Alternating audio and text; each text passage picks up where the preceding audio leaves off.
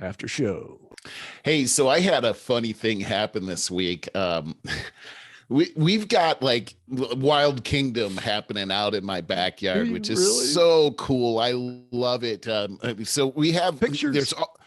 there's I was trying to get the pictures up I thought earlier at maybe the you did it. beginning of the Okay. show, and you were all rushing me and everything. But anyway, anyway, so there's a lake back there on the golf course, just outside of my backyard, and we've been watching these beautiful birds, these amazing birds. It turns out that a bunch of them are migratory birds. So we were seeing all these beautiful white herons out there. They kind of look like storks out there. There'd be like dozens of them out there. I haven't seen one of those in 2 weeks. They're gone wherever. They're in Florida, man, because they're everywhere in Florida. When I did notice that every time they would, at the end of the day, they would all kind of circle around and then fly off. They'd mount up and fly off, and they'd always go to the north. And then Canadian geese. I was hearing, you know how you hear them honking up there, that those two were hanging out there. They're totally gone now. They're here. They're not there. Yeah. I mean, do you think they're kind of big to fly all that way? Yeah, well, they're going north, and that's for sure. So here's what I think I was mistaken. I just thought those were the same birds hanging out there every day, but I think it was a different batch of birds every day, and at night they would keep going on their way. Anyway, so that's that, but we still have all kinds of really crazy birds out there and everything. And but what we have a lot of are these doves, and they all make this cooing noise at night. So all over the place you hear them. Nice. And they're beautiful birds, actually. Yes, so I have a picnic table out in the front with an umbrella, and now where I have it, it's on my porch, and there's a roof over it, but I still keep my umbrella up because I can tilt it down to keep the sun out and everything. And so the other day I'm in my office, and Anne Marie comes in. She's like, "Merle, you got to see this," and I'm like, "It's urgent." And I come out to the living room, and where you can see the back porch. She goes, "Look, they made a nest up there." Dude, there's a beautiful dove sitting on top of my umbrella, and it's got all these twigs and sticks all around it, just hanging out right there. Now I manipulate this thing I'm out there every day. It's just like right there. It's easy I could just reach up and grab that bird, and it's just up there like this place is mine, and I've taken over your umbrella. And Marie's like, we can't have that. Obviously we can't have that because I'm constantly moving it around. So I had to chase the bird away.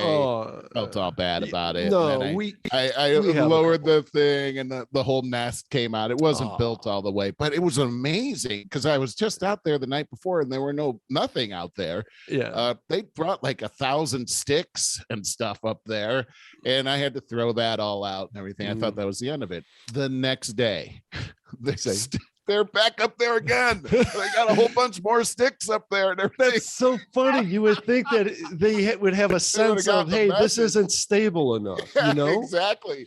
They really want to move in with me. You made me think. Yeah, you made me think. But every time about this time of year, out on my perch, as I call it, the upper deck out here, we get these two big fat birds. I don't know what kind of birds they're really fat though, that build a nest. It's actually a high rise now. There's about 3 nests. High rise.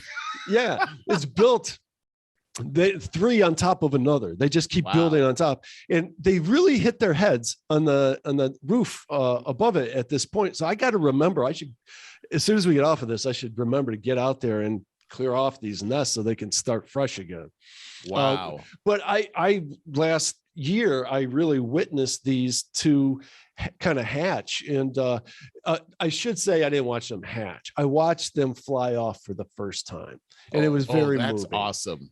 Yeah, it was very so moving. Cool. Yeah, I bet it was. I love animals, and I like I said, I felt really bad because I really like these birds. They're so cool. Yeah, but I can't have them living on top of my umbrella like that. You would think they'd have better instincts than that. It's like, hey, this is a little wonky here. Yeah, you guys are really dumb. I thought you were smarter than this, but whatever. Right.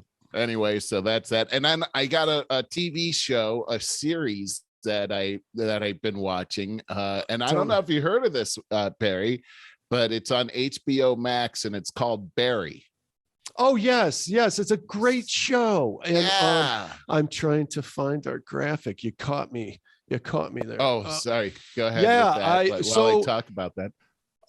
Let's see. How many seasons are there? There's two, and Only I just two. found out as I was doing the research on this that the third season's about to start in a couple of weeks. Oh, that's good to know. It is, because I just finished, I've got this whole new thing now that I got the Fire Stick and I'm looking at these apps and all that kind of stuff. So I've gotten hooked on a couple of these different series that are, and it's really fun to move on to binge watch these. We have to explain the premise because it's such a unique premise. I got it right here. And the star of that is that SNL guy who I really like, Bill Hader. Yes. So Barry is an American dark comedy crime television series created by Alec Berg and Bill Hader that premiered on HBO March 25th, 2018. So Hader stars as Barry Berkman, a hitman from Cleveland who travels to Los Angeles to kill someone, but finds himself joining an acting class taught by Gene Cousineau, who is Henry Winkler, where he meets aspiring actress Sally Reed, who is Sarah Goldberg, and begins to question his path in life as he deals with criminal associates such as Monroe Fuchs, who is Stephen Root. He's really good in this. And is he the villain guy? Yeah. He's so good. He's so good. And NoHo Hank, who is Anthony Kerrigan, who is also really good. Everyone is good in this. It's very true. And it's a light show. But Bill Hader, boy, he's amazing. I thought he was, great. I think his comedy is awesome. Agreed. But he mixes comedy and drama in this series, and he's really good. And you know who else is really good is Henry Winkler. Yeah. Well, he's so likable. He is. He's great in this show. And the thing I love about this show is that the way each episode ends. In a series, you want it to end where, I can't wait to see what happens next week. Yeah. Well, every one of these episodes, it's like, oh my gosh, I got to see what happens next week. And it's so cool. Well, and they're quick. Those episodes go by so quick. They do. I mean, it's like a half hour, maybe 40 minutes, but boom, you're done. And you can't, it's like I can't stop watching it, because it's like, I got to know what happens next, because they do such a great job of writing this. And interestingly, in the show, they always have like an after show of every episode, and it's Alec Berg and Bill Hader talking about how they came up with the episode and everything. Oh God, I'd love to see that. It's pretty cool. And they almost make it seem like they're writing this as they go along. Like, we didn't know how to write ourselves out of the hole on this one. So and it was almost like it seemed like they're flying by the seat of their pants. And then I thought, that can't be true, because it's so well written. It seems like they planned it. They planned everything out. You should have at least the framework of knowing where you want to go for the season finale. I'm not buying the fact that they're the whole. I think that's part of the acting part too. But it's really good. There's a new season coming out. I just found that out this morning. I was so excited. Well, I am too, because think about this, Merle. It debuted in 2018. That was season 1. Right. Season 2 seemed like it took a while, but what was that? Probably 20, maybe 2020, I'm guessing. Yeah. Well, it's been so long since I've seen the show. I totally forgot about it till you brought it up. Which station is that on? HBO Max, and this is the 8-episode third season is set to premiere on April 24th. 2022. I highly recommend if you haven't watched it, you need to catch up, because you don't want to start in the middle of this. It's interesting. You said light twice, but it is about a hitman. He's killing people. Yeah, but it's not graphic or nothing. It's only for the premise. Yeah. Yeah. And this is the whole thing, is that can people change? Like, this is what the whole premise of the whole show is can people, if people start out doing something and they feel bad, they feel guilty, can they be good people again? Is it possible? And that's what this guy is struggling with the whole time. He's trying to get out of the whole thing. And that, as I recall, that the villain guy, it's kind of like a cartel situation, keeps bringing him back in. Yeah. I got to say, that main villain guy is the best. He's great at playing that. Great. I remember the one something line very likable about him. Well, that's the thing. He's supposed to be this really evil guy, and yet he's like, "Oh, can I get you a submarine sandwich?" all the bad guys in this become likable. It's kind of interesting how it all works out. I love that show. It didn't. I mean, I didn't know he was from Cleveland. Barry from Cleveland. Oh my god. So right at the first episode, I'm looking at this. He's like in bed, he's getting out of bed, he's wearing a t-shirt, and I recognize the WMMS buzzard on his shirt, and I'm like, no way, that guy's from Cleveland. And so anyhow, it's cool. Cleveland, Los Angeles, maybe he'll be in Phoenix in the third episode. That'd be great. But yeah, it's a good one, man. So check it out. Sounded like you had another one too. I have I had something else to talk about though. I wanted to bring up I went out last week. We had a great weekend last weekend, but you were talking about meat last week. That's a touchy subject these days. My mouth watered again.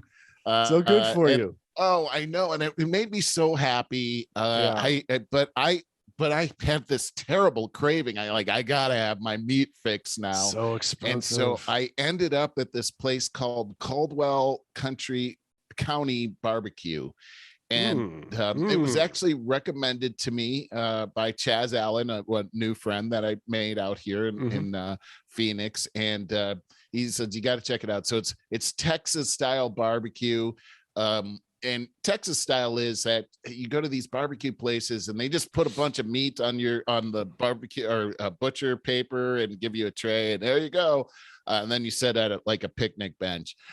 We did exactly that in Austin a couple of years ago. Yeah, that's it. Austin, all of Texas is famous for this. So this is that kind of place. And I ordered something called the General Patton. And Barry, this had pork, and apparently pulled pork. And I would never order this, but I couldn't help myself. Pulled pork rocks. Lisa loves pulled pork. But it also had brisket on it, and also this sausage. So it was a sandwich.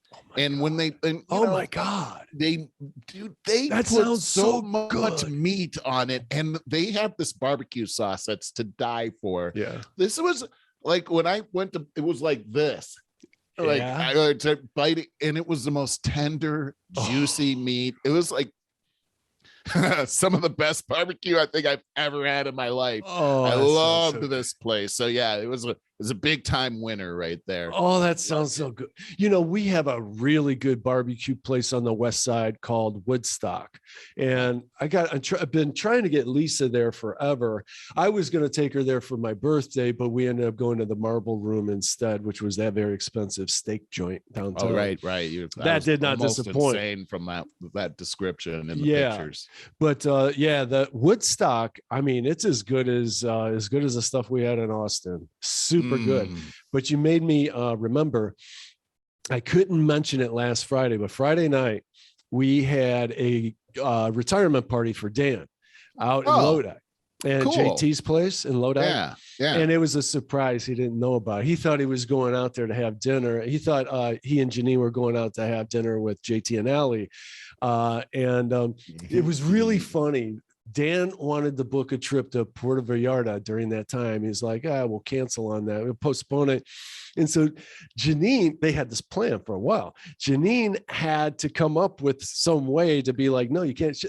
Brilliant. She's like, she goes, I didn't want to tell you, but they hired a professional chef to cater this thing. You can't cancel. It's very expensive. And so he had his mind wrapped around that, and well, they did have it professionally catered. There was no chef there, but they had a professional. That was great though. It was a roast. So there's 15 plus. Yeah. So we had to, and I was working on it. We were all working on this for a month out. And JT had the whole place set up, as he said, Comedy Central theme. He had the microphone. He had a presentation going on the widescreen. And, but You made me think of it because the catering, I don't know who catered it. It was so freaking good. And they had this brisket, this big, amongst other things, they had this big thing of brisket that you would think that kind of mass quantity be so. It was amazing. It was absolutely amazing. Oh, that sounds fantastic. But the idea of I thought it was a bad idea at first. I thought a bunch of non-professional, a roast, I think, generally, I would think that should be left to the professionals because that's a delicate matter. It is actually, yes. So pull that off. You're walking the tightrope of being offensive, right, and insulting. Yes. And dude, everyone killed. I thought I told JT right before we're getting started. I'm like, dude, we're gonna watch everybody bomb one by one for the next hour up here, and I have to say I didn't see the second half because Lisa and I had to go back home because of Charlie. It's an hour drive there, an hour drive there. We were already there 3 hours, so we're gone 5 hours. Right. But it's video. It's on video somewhere. And I was talking to everybody, and they said the second half was even better than the first. And so everybody killed. That's awesome. What a great idea. So how did you feel doing your part? I felt good at first when he proposed the idea. I was privately like, this sucks, this is not my thing, right? And I was trepidatious about it the whole time. I'm thinking about it in Florida, walking up and down the beach. I can see myself feeling the same way. I was reading up on it, techniques, and literally all you do is you start off with your different experiences, write a few of those down, his job, what is that all about? So things that you can kind of turn on an ear and make a joke about, Yeah. And I rehearsed it out to be a minute and a half, and I mostly poked fun at his job because he and I always talked when he was at work because he's got a lot of time to kill, right? Right. And he would like always be cooking, like going out to Giant Eagle because he's making dinner and he's making like fancy stuff, And so they ate well there. So I went and we met coming right off the heels of 9/11. Right. And I made a joke about, because this is true too, he never missed an opportunity to pull out that fireman's card and ask for a discount. As a grifting off the backs of the men and women of 9/11, Yeah, that's great. And it worked. He got a lot of discounts. Oh my gosh, that's a good one. You're reminding me of that episode on Schitt's Creek where they were roasting. I can't remember who the roast was for, but Johnny Rose was so nervous about having to do this, and then he gets up and he totally bombs, and then the roast like turns around on Johnny Rose, like he's telling these terrible jokes, but that no one's laughing about except for now the audience is turning his jokes into a terrible roast against him. Too funny. It was awesome. Do you remember about what season that was? It was kind of in the middle.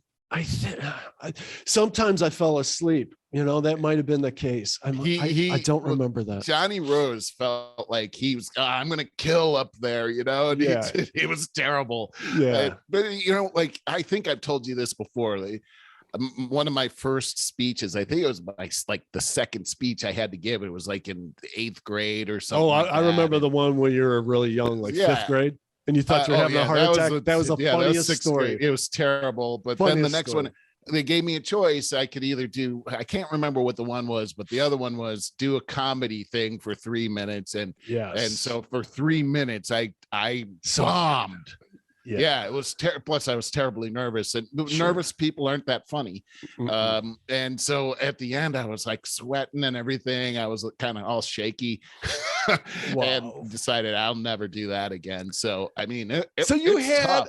At these young ages, you had horrific experiences. They're terrible. You went into communications and glutton for punishment. Yes. That's what I asked you about. The adventure of that whole thing. Like, okay, I suck at this, but I can't be.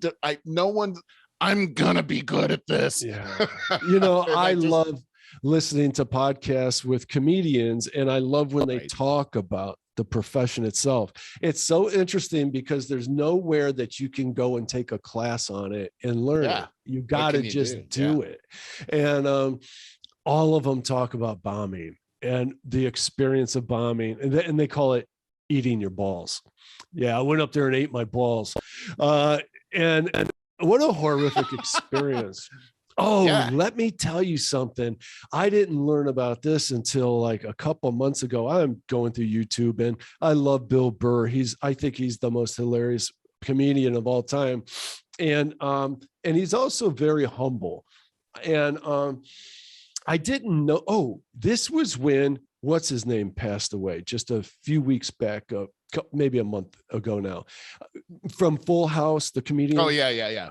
Remember his name? I'll think of his name in a second. Bob Saget. There you go. So it was literally an interview from Saget, who was talking about the night he met Bill Burr, and they became kind of close as comedians, that they were playing together in Philadelphia.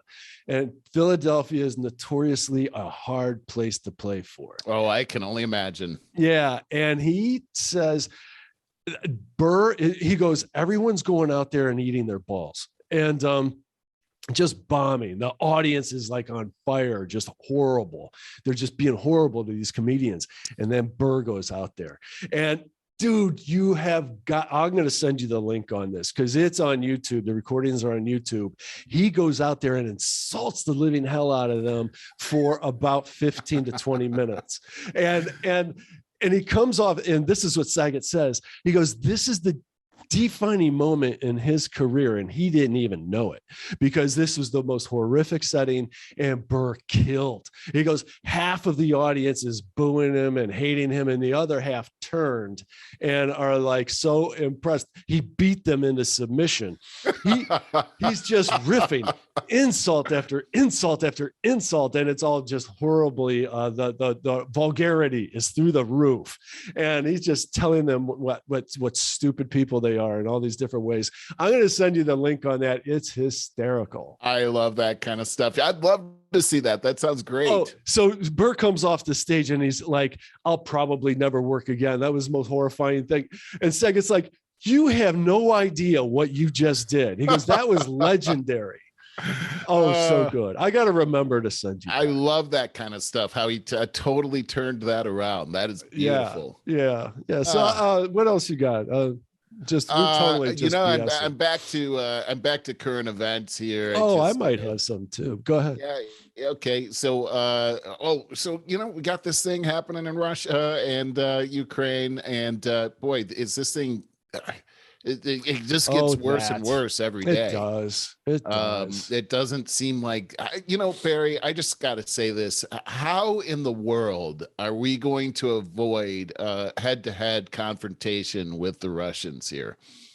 I don't know. I don't think there's a way.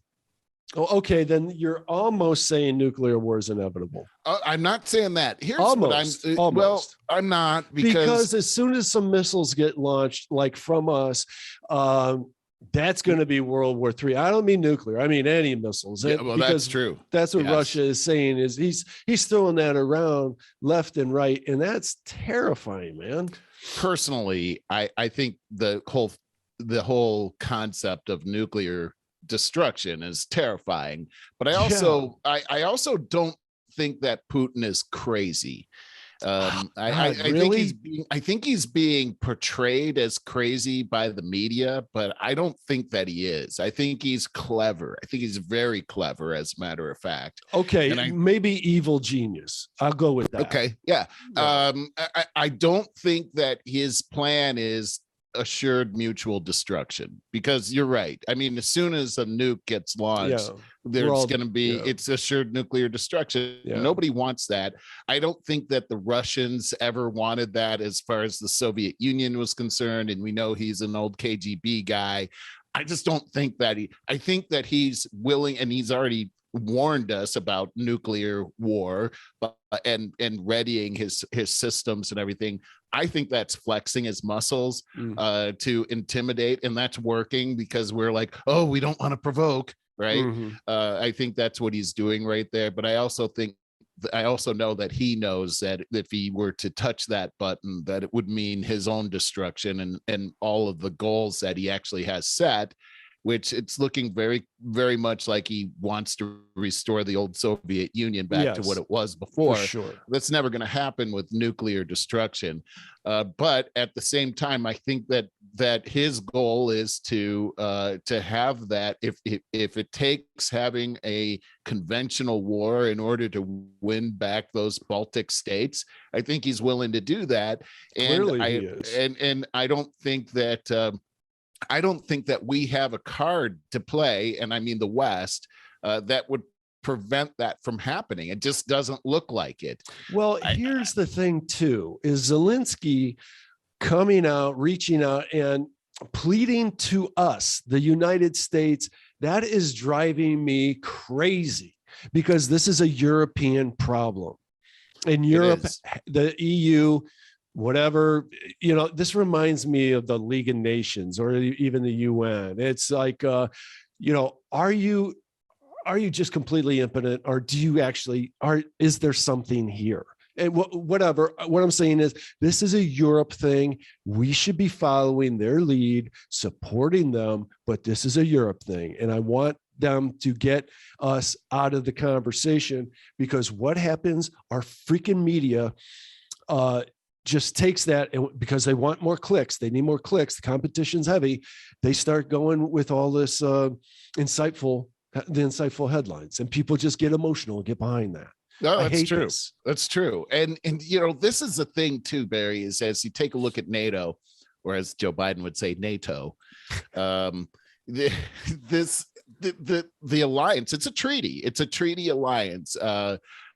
And Northern Atlantic, we're a part of it. Organization. Yeah, and we're a part of this. And there's something called Article 5 that says if one is attacked in the NATO alliance, then we've all been attacked. Right. And so this is where that gets sticky, is that we're part of this agreement. So yes. Now I just heard this morning that there was bombs went off like 15, 20 miles away from the Polish border. Well, 13. Poland is 13 miles. a part. Okay, 13 miles. Yeah. So it's right in the backyard of Poland, which is right a NATO nation. Yeah. So something happens in Poland, and we know everybody's escaping to Poland right now. Something happens over there, and that draws the whole West, all of the NATO countries. I think there's 30 of them now. We're the head of that.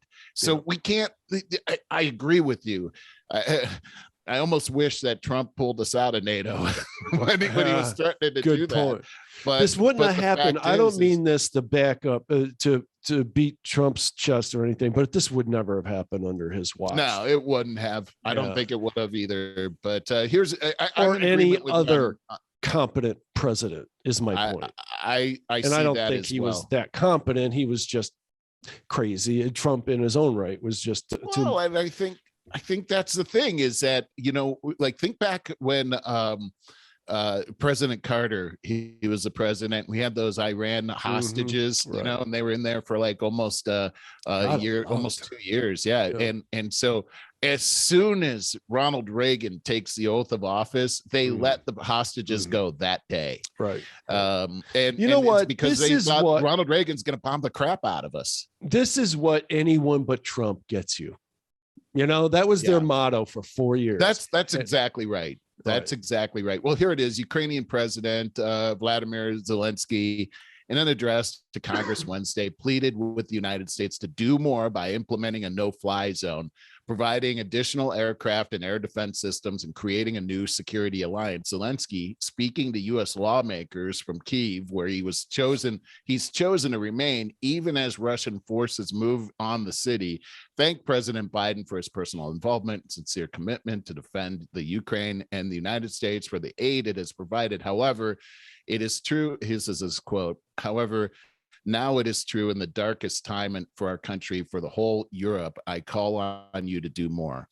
And, first off, I don't think a lot of people understand what a no-fly zone is. No, we talked about that before. Let's not beat a dead horse. Yeah, and I think people are beginning to. This is head-to-head confrontation with Russia right here, and that is World War III. And it does seem like we're on the brink of this whole thing. Did you see the speech at all that he gave to Congress? No.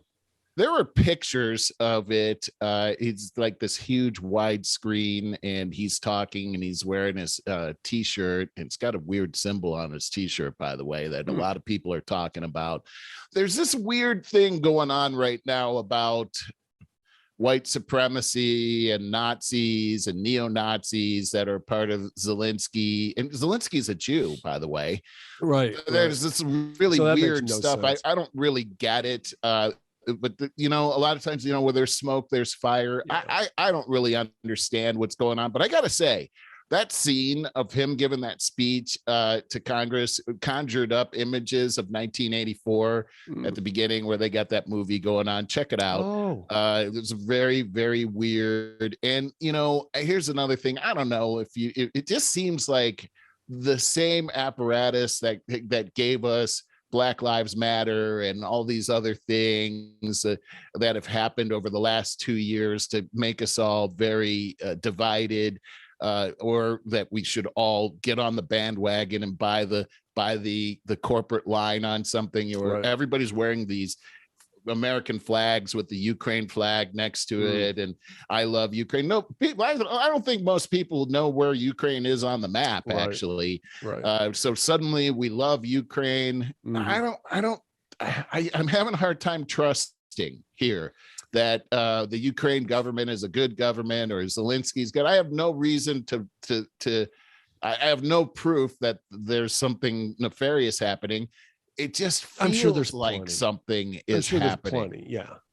I'm sure. It feels weird. It feels like I'm being, it is like when you're being manipulated and you're this doesn't feel right. Dude, I'm feeling that about this whole thing. I've gotten to the point where I have really had to moderate my news intake on that because it's overwhelming. I don't watch the 5 much anymore, but when I have the last 2 weeks, this is all they talk about, the whole damn show. And there are important points, and I get some of that out of there, and then I got to move on. The headlines are horrific. They really are. Pull them up right now. It's going to be all new, horrific headlines. And I've had to really moderate myself. If you want to talk, that's important. That's important. I do have a couple other things here. One is that this is from the New York Times. They're saying that more than 7,000 Russian troops have died in battles so far. Yeah, it's disgusting. Which is greater than the number of American troops killed over 20 years in Iraq and Afghanistan combined. God. Oh, that's awful. I feel so bad for the people there. I mean, really it's not just the Ukrainians, it's these Russian soldiers. I know, that's what I mean. They're all in a meat grinder here. Yeah, I mean, no, I feel really bad for the Russian people. I really do. They're victims. Here's another one. And, it's like, well, how did all of this start? And I did a little research on this over the last week. And of course, we know that as Putin has been saying, it's all this talk of Ukraine joining NATO. And here we heard this week Biden saying that Putin is a war criminal, and far be it from me to try to defend that guy. I don't think this guy is a good guy at all. Right. However, I'm trying to look at this from a very objective way, because apparently the Ukrainian government, including Zelensky, in fact, he just said this week that he's changing his mind about joining NATO, mostly because NATO isn't accepting them as a new member anyhow. Right. But there's been this very aggressive process that the Ukrainian government has been taking to be a part of NATO. And I just wanted to think about it in these terms. If Mexico decided to have a military alliance with China, and China decided, okay, well, we're going to protect you, and they started moving armament to our border, our southern border, I think that we would be in a position where we felt forced to defend ourselves. Of course. And so what I'm understanding now is that since the breakup of the Soviet Union, this has been something that Putin has actually been very concerned about, is the expansion of NATO, which it has added several countries to its organization since the fall of the Soviet Union, in particular with the Ukraine because of the long border it shares with Russia. And there's been escalated talks. I just read an article that where Biden was saying that NATO, the joining NATO is in the hands of the Ukrainian people and the Ukrainian government and the NATO alliance itself. That was just in December, which is very provocative regarding Putin.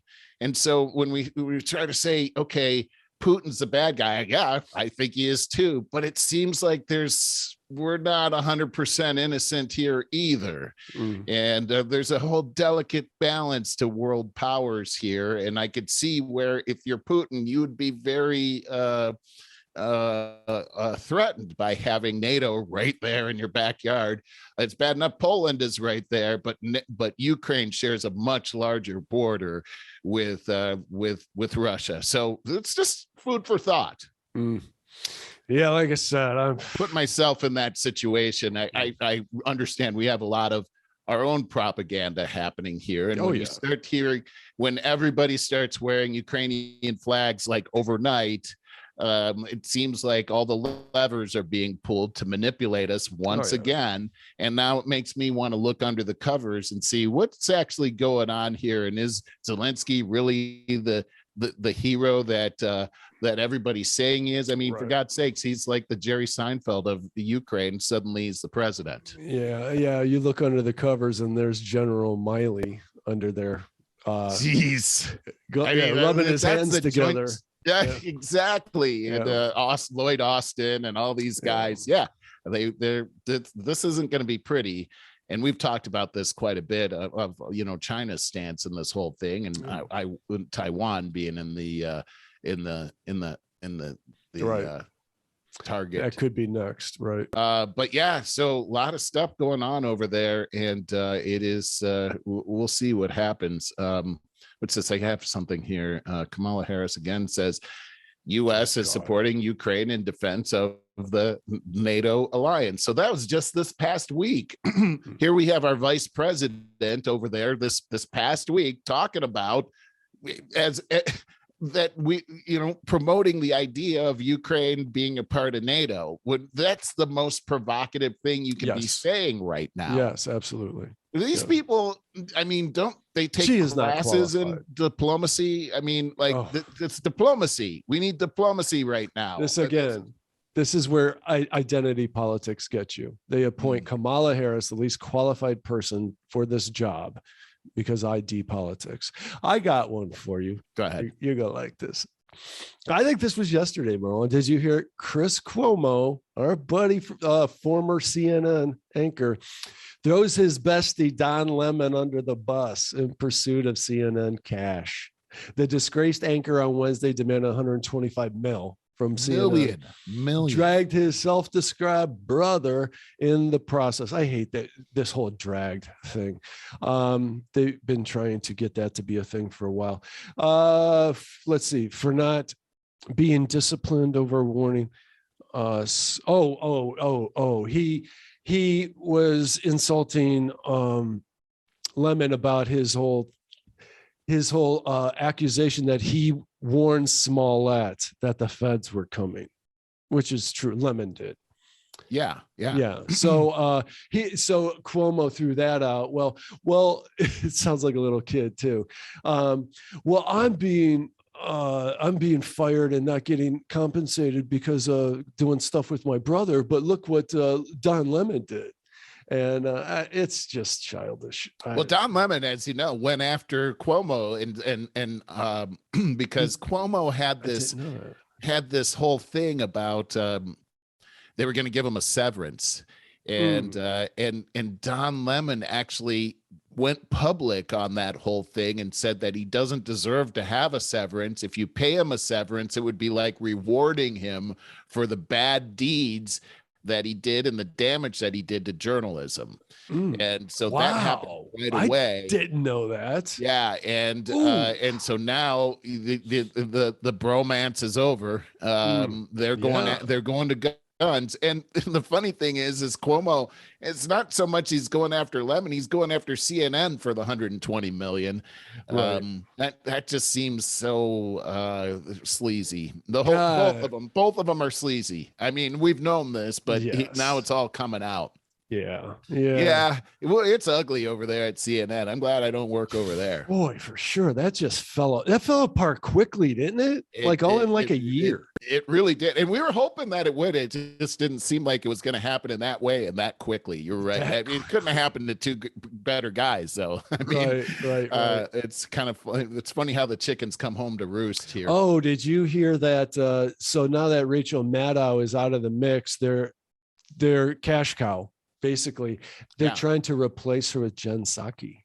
Did you hear that? What? No, I didn't hear that. Oh, yeah. For Jen Psaki, that's got to be. I'm not a fan of Jen Psaki, but I got to say that's got to be a tough gig she's got right there. Toughest gig in the world, dude. I mean, come on. And I mean, she's not good at it. Let's face it. But I mean, she's got every day. She's got the most. Uncomfortable, awkward things that she's got to defend every day. That's got to be exhausting. I got to say, she looks usually it takes a physical toll on you, but she looks exactly like she did when she first started. I would think she would look a lot older, having to deal with all the lies that are coming out of this administration. But she's constantly having to clean stuff up. I would think almost any other job in the media would be easier for her than what she's doing here. Think about this. So she trial by fire. I mean, she has been polishing her chops, or her job is to defend incompetency at the highest level. Really? Every day. So who would be better qualified than to rescue CNN? You're right about that. Cakewalk compared to her job. But then again, Rachel Maddow is MSNBC. Well, what happened there? There was a big, I mean, Crystal and Sagar talked about her a number of times. Didn't she have the biggest show on CNN? I think it's MSNBC. I think she's MSNBC. Let's just check that out real quick. Oh, I pressed the wrong button. By the way, I wanted to tell you about this while you look that up. I wanted to tell you about this new podcast I've been listening to. I think it's called Conspiracies, simply that. And it's put out by Spotify, on Spotify, and it's really good. They did big, like a 3-part segment on UFOs. Mm-hmm. And dude, I learned a lot. There was a lot of different organizations, secret organizations that the government have gone through. We all know about Project Blue Book. There was about 3 prior, and I'm sure there are after as well. It was really, really interesting. So what did you find? Yeah, she's MSNBC. Well, then I got something wrong. In regards to that CNN, I thought she was the highest rated show on CNN, and she's being replaced by Jen Psaki. MSNBC is sort of in the same place, though. They've had a lot of problems. So Joy Reid is MSNBC as well, and they've had the same kinds of problems that they're having. Over maybe that's CNN where Psaki is going. Maybe she's going to MSNBC. She's been being asked that by reporters because these reports have been leaked and she hasn't verified it yet, but it seems like it's gonna happen. Oh, so and you could pick back up on this, but I was telling you about that show Conspiracies. The first one that I listened to was about, do you remember Randy Quaid from Christmas Vacation? Yeah. Crazy uncle from West Virginia. Oh, he's so funny. Dude's loony. Totally. Yeah, he really is. He seems like he could actually be.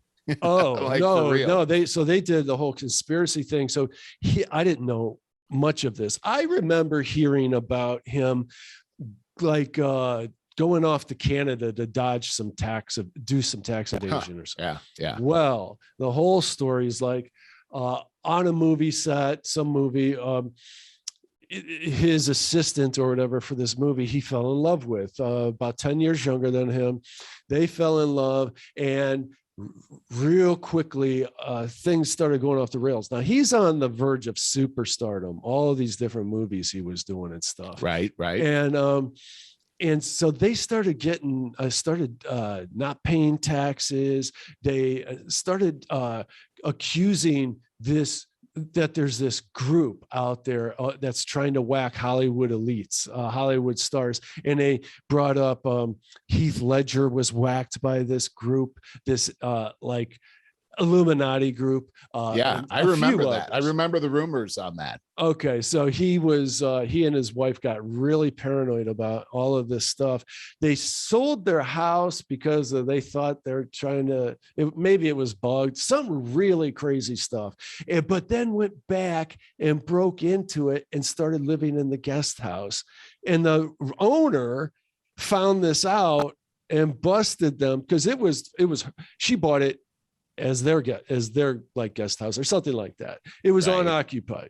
Yeah. But they no longer owned it and moved back into it. And so got into a bunch of trouble over that. And yes, did finally flee to Canada and were homeless, living out of their car with their dog for the longest time. Really? Turns out the wife, the younger wife, has this prescription drug problem. I forget the prescription drug. It was a particular one.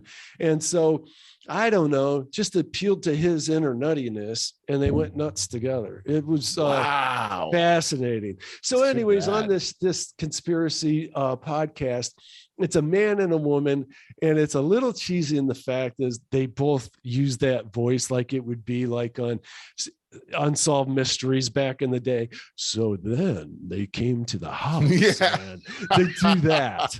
And at the end of each one, well, I rate this one 1 out of 10 on my conspiracy meter. I rate this one a 4 in authenticity. And the woman always is more skeptical than the guy. It's kind of like, so they cover their bases or something. Right. And it actually sounds like a good podcast. It's a podcast. Yeah, it sounds interesting. Yeah, you would like it. That's why I brought it up. It's called I think it's just Conspiracies by Spotify.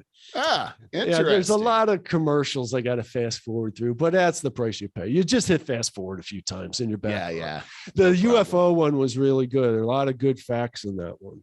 Yeah. I love that they're doing that kind of stuff. Oh yeah. I think of the millions of podcasts out there, all of the great ones that we're missing out on because we don't know of. Many people would actually love our podcast, but have no idea it exists. Right. That's exactly right. Exactly right. That one bothers me. I think we're starting to run out of time. Oh God, here. We're way out of time. Yeah. One last thing. I saw Starbucks came out this week. It looks like they're gonna phase out their iconic disposable cups with washing stations. So I think this is going to be, if they do this, it's going to be a problem because there's something about that cup that causes people to buy $5-6 coffee. Now you got to bring your own cup. Me. Or now a lot of people have gotten wise to this, but but now it's they're doing their whole woke thing. You can't put all these cups in the landfill, even though they're biodegradable.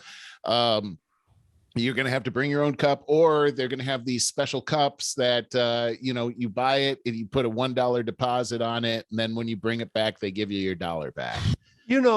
This is unfortunate because this is like a good example of what this woke BS has done to our economy and our culture, that Starbucks has felt it necessary that they have to really virtue signal, and they're looking for different ways to virtue signal all the time because they keep getting attacked by the woke. Yeah, they do. And they're kind of in woke central in Seattle too. Yes. Yeah, that's a good point. That's a really good point. Yeah. So there, you could even say that they are a birthing place of wokeness. So, and yet they're being attacked. Yes. They eat their own. They really do every time, right? Care? And this will probably be very damaging to their business because, again, it's that I'm telling you, there's something about that cup that causes people to buy this, to invest. It's an investment. To invest this kind of money, and they love to. There's something about it. It's almost a status symbol to carry around that cup and everything. Maybe that's it. Yeah, I think that's it. It's sort of like how cell phones were, and they sort of are still. but just I got my cell phone. Yeah, they used to be. People used to go to bars and pull it out all the time. Yeah. And that was a big status symbol. Well, then Starbucks would make a mint off of, maybe they already do this, but just selling those cups. Yeah, the traveling cups, really nice ones. I mean, there's some nice ones out. We have a couple of nice ones. Yeah. And so you put I think they probably do make a mint selling those, by the way. Probably. So you put that logo on the side, which is a nice looking logo, I have to say. There's something about it. I think you're right about that. So if they just keep following that as part of their brand, maybe it helps out the environment a little bit, and maybe it squashes a little bit of this woke BS. Yeah. I feel like there's something else I wanted to tell you, but I think it slipped my mind. Oh well. We should wrap. Yeah. Good stuff, Barry. Yeah, it was a great podcast. All right, dude. I hope you have a great weekend. We've had a few beautiful days here. It's beautiful again today. I can't wait to get out there. Get out there and enjoy it. Mid-March, riding back to the gym on my bike again. So back in the saddle. Beautiful. So nice. So nice. I'll be bike riding this afternoon. Oh, good for you, man. Yeah, right, doing your Friday thing. What about you? What are you doing for the weekend? Briefly, the reason I ask is I like to hear the new stories in your new digs out there in Arizona. Yeah. So going out, we're going to get together with Carol, my stepfather Larry's sister. We're going to get together with her again on Sunday afternoon and have lunch together. So that's something to look forward to. Other than that, I don't really have any special plans, but last week, taken your motorcycle out yet? I haven't, and because I usually like to do it in the morning, and I've just been so out of sorts with everything that I just haven't been motivated to go on my rides. But my neighbor has a Harley right down the street. We're already talking about where we're going to go together and stuff like that. What about cycling? I've done some cycling. Yeah, I've done some cycling around the neighborhood. You know what I'm doing is I'm doing a lot of walking, and my neighborhood is huge, and it's beautiful, and it's peaceful, and there are walkways through the golf course as well that I can take, which is absolutely beautiful. And so one of the things I love doing now is going on these walks after work and getting lost in my neighborhood, because it's so many different little roads and everything. It's so beautiful. And I just keep walking and let's turn down here, turn down there, until I can't figure out how to get back home. Then I use my phone to figure out how to get back home. Thank God we got those phones. Yeah, and also, great. One of the things, I've been getting such great ideas, business ideas, as you mentioned it earlier in the show. I'm in relax mode. And I've been just so inspired that, and what I do is I grab my phone and I go to my little notepad and I just say whatever it is I had an idea on, and boom, I got it captured. Because if I don't do that, I'll get back and go, now what was it I was doggone it, there goes another $1 million. That's great, dude. I do my best thinking when I'm walking. Yeah, so really enjoying that. It's perfect, actually. Oh, good. I'm so glad to hear that, dude. I want to see pictures. I really we'll figure out how to make that happen. All right, buddy. I hate to say it, but we do have to go. All right. Hey, all right, bro. Great. Yep. Love you. Tell Anne Marie I said hi. I will. Bye.